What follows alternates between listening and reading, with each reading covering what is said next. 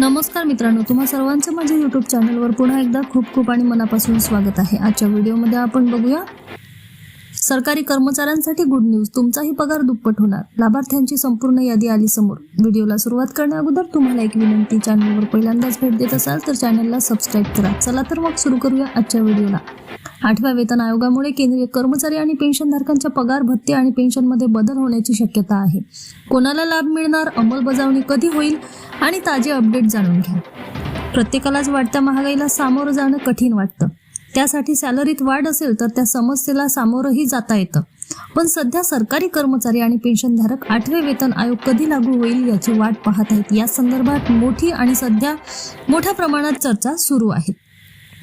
माजी सर्वोच्च न्यायालयाच्या न्यायमूर्ती रंजना प्रकाश देसाई यांच्या अध्यक्षतेखालची आयोग कर्मचारी संघटना, पेन्शनधारक संघटना आणि इतर संबंधितांकडून सूचना आणि प्रस्ताव मागवत आहे। या आयोगाच्या शिफारशींचा लाभ देशभरातल्या 1 कोटी लाभार्थ्यांना मिळण्याची शक्यता आहे। त्यामुळे 50 लाख केंद्रीय सरकारी कर्मचारी आणि 65 लाखापेक्षा जास्त रिटायर झालेले कर्मचारी आणि संरक्षण दलातले पेन्शनधारकांचा समावेश आहे। सध्या काय आहे अपडेट? 8व्या वेतन आयोगासाठी कर्मचारी संघटना आणि पेन्शनधारकांकडून सूचना आणि प्रस्ताव स्वीकारण्याची ऑनलाईन प्रक्रिया 15 जून 2026 रोजी संपली। तसेच 31 जुलै 2026 पर्यंत सर्व केंद्रीय मंत्रालय, विभाग आणि केंद्रशासित प्रदेशांनी आपल्या कर्मचारी आणि पेन्शनधारकांच्या सेवा संबंधित डेटा आयोगाच्या पोर्टलवर अपलोड करणे आवश्यक आहे। आयोगाने विविध राज्यांमध्ये कर्मचारी संघटनांशी बैठका घेतलेल्या आहेत। पुढच्या काळात आणखी चर्चा होणार आहे।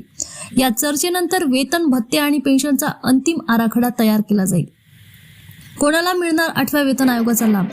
केंद्रीय सरकारी कर्मचारी, संरक्षण दलातले कर्मचारी, अखिल भारतीय सेवामधील अधिकारी, केंद्रशासित प्रदेशांमधले कर्मचारी, भारतीय लेखा परीक्षण व लेखा विभागातले अधिकारी आणि कर्मचारी, संसदेच्या कायद्याने स्थापन झालेल्या काही नियामक संस्थांमधले कर्मचारी, सर्वोच्च न्यायालय आणि काही उच्च न्यायालयामधले पात्र अधिकारी आणि कर्मचारी, केंद्रशासित प्रदेशांमधले न्यायालयीन अधिकारी। पुन्हा भेटू एका नवीन अपडेटसह। धन्यवाद।